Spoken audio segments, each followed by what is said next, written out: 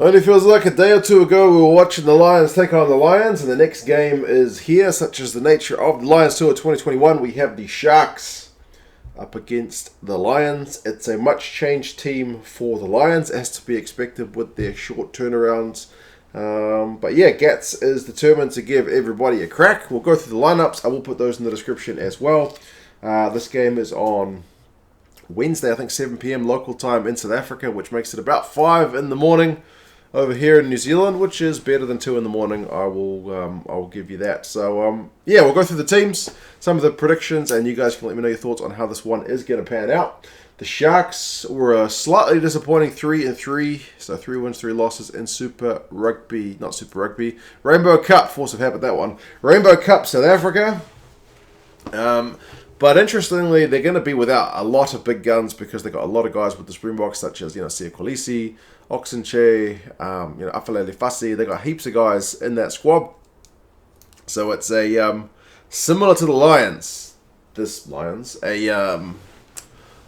A kind of weakened side, which is to be expected because these sides have to release their Springboks to play in the test matches and to get prepared. But they've still named, a fair few big guns. They've got one, I think, former Springbok and Curwin Bosch at 10. But otherwise, it's a mixture of guys who've been around the blocks at this level, and some young up-and-coming guys as well. Mona, Mbatha, and Mchunu are the front rowers. Mbatha's only 21 years old, but he's been getting a fair few minutes with Vuuren, the more experienced guy, being the hooker on the bench. I would expect them to kind of split the minutes relatively evenly between the two guys.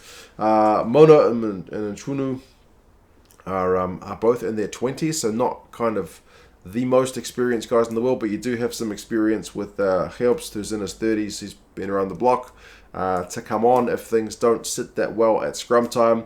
Van Heerden and Andrews are your 4 and 5.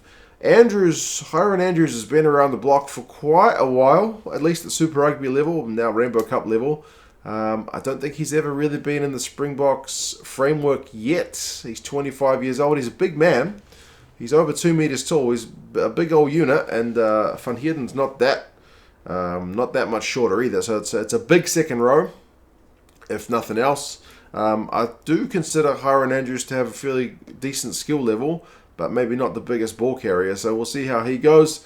James Fenter, Bholi, and Phepsi Buthelezi, who is captain, are the back row for this one. Fenter, he's got a bit of everything about him. He's got a real high work rate.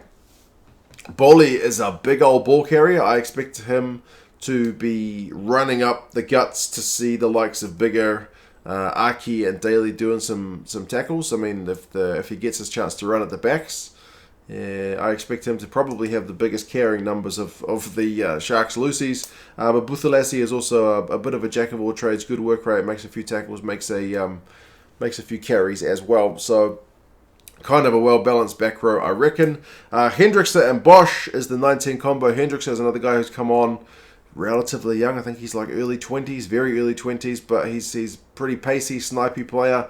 And Bosch, the guy I'm most familiar with in this entire squad for sure, he's got a big old boot on him. Definitely a big old boot. He gets some serious hang time from his kicks. So from his kickoffs, they will largely be very contestable because he can get that kind of hang time on it that his forwards or whoever's chasing it will have time to get under it and contest. He can kick goals from long distance as well. His carrying is okay. His defense is generally pretty poor. So if the Lions guys target him, he can be a wee bit of a revolving door, but that's an area of his game he is working on. The forwards will have to do well to try and protect him. Marius, Louw, and Jeremy Ward are 12 and 13. Both kind of guys who, as I mentioned, guys who've been at this level for a while. I think that fits those guys pretty well. Abrahams, Koch, and Libbok are 11, 14, and 15 respectively. So your two wingers. Koch is kind of your sevens guy, experienced. He'll be probably not too shy of this occasion because he's been in front of kind of big high pressure situations before. Abrahams, I don't know a lot about him other than that he's a youngster, 21 years old, so he'll try to not get exposed. And Manie Libbok is a guy who can play 10, so they kind of got two playmakers at 10 and 15, so expect him to maybe come in at first receiver sometimes as well. Not the biggest guy, but he is a pacey runner. He's got good acceleration. Maybe not the highest top-end speed, but if he spots a gap, he'll be doing well to get through it and hopefully look for some support to run onto the ball. The rest of the bench, I mentioned Herbst, you got Van der Mescht, Richardson. They've only got 2 backs in Williams and Volmink. So Volmink's going to have to carry the weight of having all the outside back positions to cover, and Williams is your scrum half. I don't know what happens if Curwin Bosch goes down. I guess Manie Libbok definitely steps in. Volmink will go to fullback. Yeah, we'll see how things go. 6-2 splits seem to be all the rage right now. Didn't do that well for Eddie Jones the other day, but that's probably the exception rather than the rule. For the Lions, as I mentioned, much changed lineup. You see Mako, Vunipola, and at loose head, Luke Cowan-Dickie is at 2, hooker, and Xander Fagerson is at 3. That's a pretty powerful looking front row. Cowan-Dickie loves a tap from 5 metres out, so that may be a tactic the Lions employ if they get in that kind of position.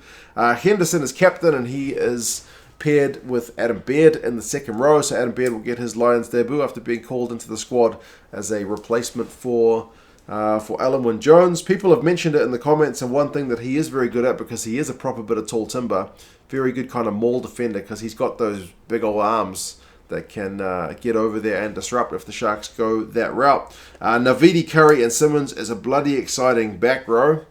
They're all proper exciting players. Simmons, with that pace of his, Curry is no slouch, and he's very good at the breakdown. And Navidi is another guy who's a bit of a jack of all trades, but quite good at everything. He's not like one who's like, you know, a great jackler but can't carry. He does everything really well. He can offload, he can carry, he can get pilfers, he can jump at line out time. So yeah, it's a very, very exciting looking back row, you'd have to say. Navidi's another one of those late replacements who came in for Tipperick. Davis and Bigger is the 19 combo, so with that Welsh connection, those guys should be doing pretty well. Who's Wayne? Warren Gatland. Who the hell's Wayne? Wayne Pivac, probably. Warren Gatland spoke up Gareth Davis being a kind of a powerful defender and a good guy to score tries. So maybe he's looking to see that kind of aspect of his game. Bigger has been there and done it before, so we know what to expect from him. Aki and Daly is a good midfield. Daly is seemingly pretty excited about playing 13. He said he likes getting his hands on the ball in that channel and likes doing a bit of extra defensive work. Duan van der Merwe, Hamish Watson, Anthony Watson. That'd be funny if you had Hamish Watson on the wing, though. Anthony Watson are your wingers. Watson steps, look out for him. Likewise with Duhan's power. Goodness me, I hope this Abrahams guy knows what he's getting in for. 21 years old up against Anthony Watson, who's a proper veteran, world class. And then Liam Williams is at 15, so he'll be pretty secure at the back. Interestingly, Tyke Byrne is there as the second row replacement.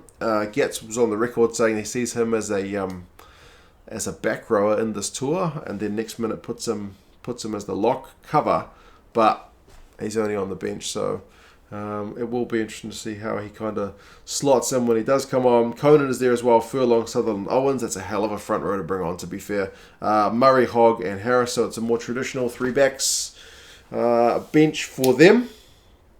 Hogg and Harris obviously played the other day, so they maybe want to give them limited minutes, but we will see how things go. I do worry a little bit this one could be another bit of a hiding, like I mentioned, like a couple of 21-year-olds here and there, like inexperienced in certain positions for the Sharks. But yeah, hopefully it's... Getz basically said that he's focusing on his team. He's kind of not worried what the Sharks are doing, which is maybe fair enough. He just wants his guys to get his things right, and bringing all these countries together, that's his mission. They've been doing it pretty well. 56-14 against the Lions, and then 28-10 over Japan. So far, so good for the Lions. They look sharper than they did in New Zealand early parts of their tour 4 years ago. The bookies have got the British and Irish Lions by 23 points. The Rugby Forecast algorithm goes one step further and says the British and Irish Lions by 28 points. So, yes, they are predicted to get this one done pretty comfortably. As I mentioned, 7 p.m. local time, 5 a.m. for me. I'll definitely be getting up to watch this one. It's just unfortunate the France and Australia game goes until about midnight, and then I got this one at 5 a.m. Limited sleeping time, but the things you do, man. Lions tour only comes along once every 4 years. You guys let me know your thoughts on this one. How do you think it is going to go? Do you think the Lions blow these guys off the park? Or do you think the Sharks guys will fare better than the Lions? You South Africans who follow the Sharks will know some of these guys, some of the younger guys, a bit more than me. So feel free to add what you expect to see from them in the comments. And yeah, I'll talk to you guys again soon. See you later.